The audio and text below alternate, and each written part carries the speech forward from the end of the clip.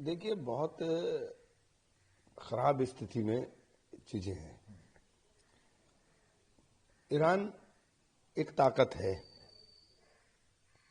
और इसको स्वीकारने में अमेरिका ने और इजराइल ने गलती कर दी।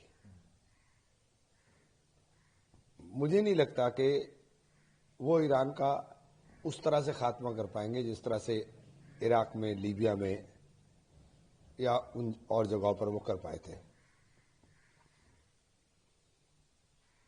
मुझे नहीं लगता, क्योंकि वहां के हालात और वहां के लोगों का डेडिकेशन वो बिल्कुल अलग है। आपने फोटो भी देखी होगी, ईरान में स्कूली बच्चे थे लोग। देखिए, क्या तमाशा असल में देश विश्व में चल रहा है। इजराइल में 2 आदमी मर जाएं तो हाय तौबा मचती है, और आप हजारों मार दो तो कोई फर्क नहीं पड़ता। क्या उन बच्चों की जान की कीमत नहीं, जिन 165 बच्चों को आपने बम मार के उड़ा दिया? उनकी क्या खता थी? उनके ऊपर कोई इंसानियत नहीं जागती, कोई मानवता की आवाज नहीं आती, कहीं मानवता की चीख नहीं होती कि वो स्कूल के बैग के साथ बच्चे चले गए और 165 कब्रें लाइन से लगी हुई हैं। इजराइल में बम गिरा, 8 मर गए, तो यहां बहुत सारे लोग बोलना शुरू कर देंगे।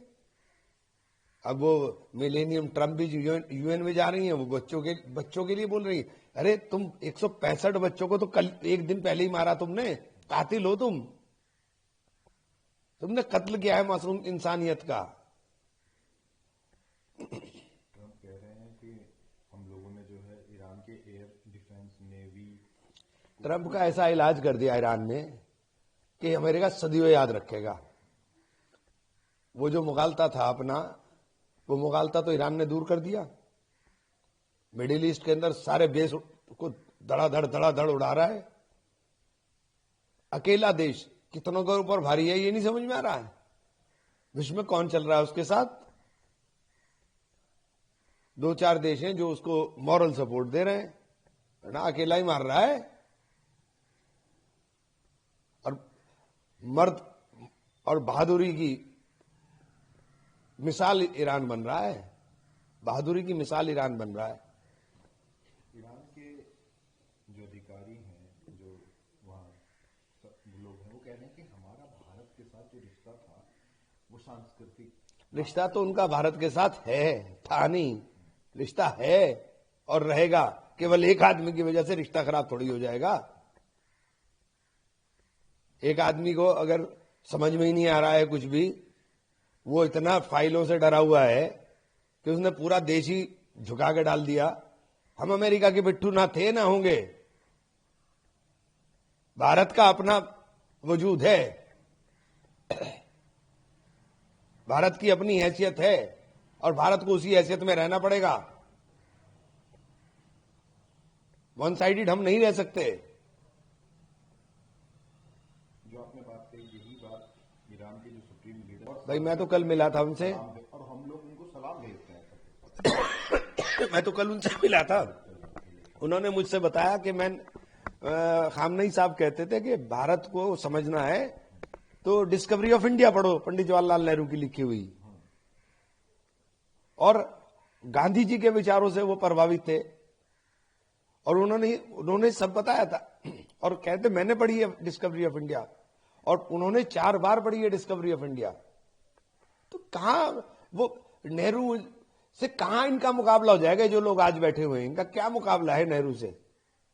ये आसपास भी नहीं है, गले पड़ते हुए फिरते हैं सबके। अच्छा, उधर दूसरी तरफ जो है पाकिस्तान भी अब इसी स्वर में बात करने लगा। वो भी कह रहा है कि पाकिस्तान को वायसल राज्य बनाना चाहते हैं अमेरिका और उसका इजराइल, तो इजराइल की जो जीत है उसमें जो है भारत, अफगानिस्तान और ईरान पाकिस्तान के खिलाफ एकजुट।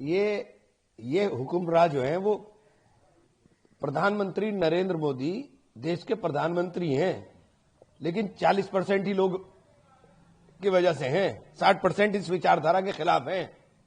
ये मुगालता दूर करके रखें। देश के अंदर हम लोग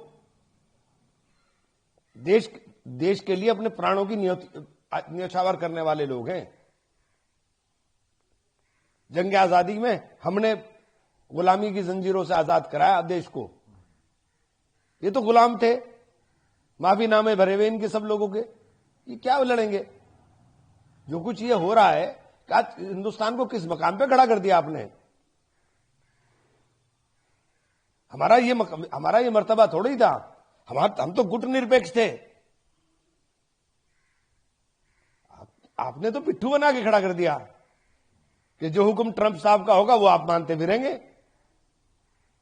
ट्रंप ने कहा कि तुम्हें इजराइल जाना है, ये इजराइल गया, इनका प्लेन उड़ा 2 दिन की वहां, चूंकि किसी भी राष्ट्र का प्रधानमंत्री और वो होगा तो वहां हमला नहीं हो सकता।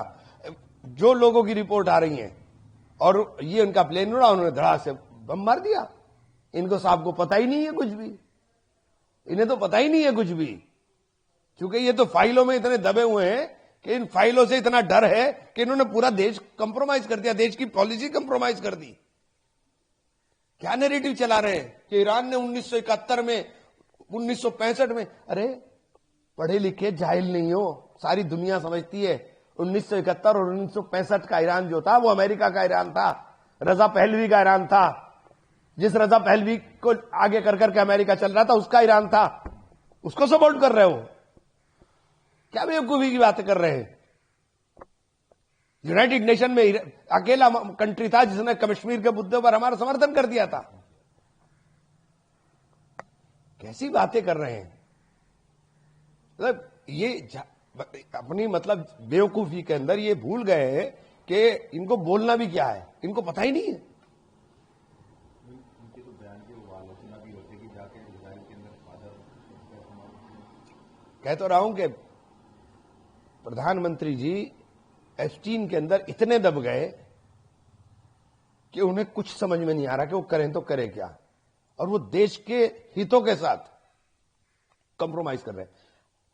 आप बताइए, हॉर्मुज स्ट्रीट बंद होने का नुकसान सबसे ज्यादा किसको होगा? भारत को। वेनेजुएला से तेल खरीदोगे, अमेरिका के दबाव में रशिया से तेल नहीं खरीद रहे, अब वेनेजुएला से तेल खरीदोगे। जब यहां 200 रुपए तेल बिकेगा, वो किसकी जेब से जाएगा?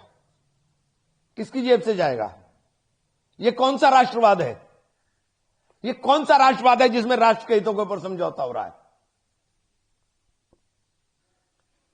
आसमान पे चढ़ जाएंगी महंगाई, कीमतें आसमान को छूने लगेंगी। अभी देखिए 10-15 दिन के अंदर ये तो सब समझ में आ रहा है।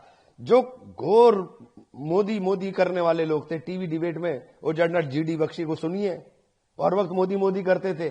मैं सुन रहा था वो एक्सपर्ट क्या राय दे रहे हैं, सुनिए। पूरी दुनिया के लोगों को सुनिए, पूरी दुनिया के मीडिया को देखिए, कहां खड़े कर दिया मैं ला करके। हमारे 37 से ज्यादा जहाज सारी देशों में फिलहाल भी, और 5,000 से ज्यादा लोग। चाइना के जहाज निकल रहे हैं ना। अगर हम गुटनिरपेक्ष होते हमारे भी जहाज निकलते, लेकिन मोदी जी को तो ट्रंप की दोस्ती निभानी है, निभाओ दोस्ती ट्रंप की। अरे आपको नेतन्याहू से बात करनी थी, करते। 2 शब्द आपके पास किसी राष्ट्र अध्यक्ष की मौत के लिए नहीं है। इससे ज्यादा शर्मनाक कोई बात हो सकती है?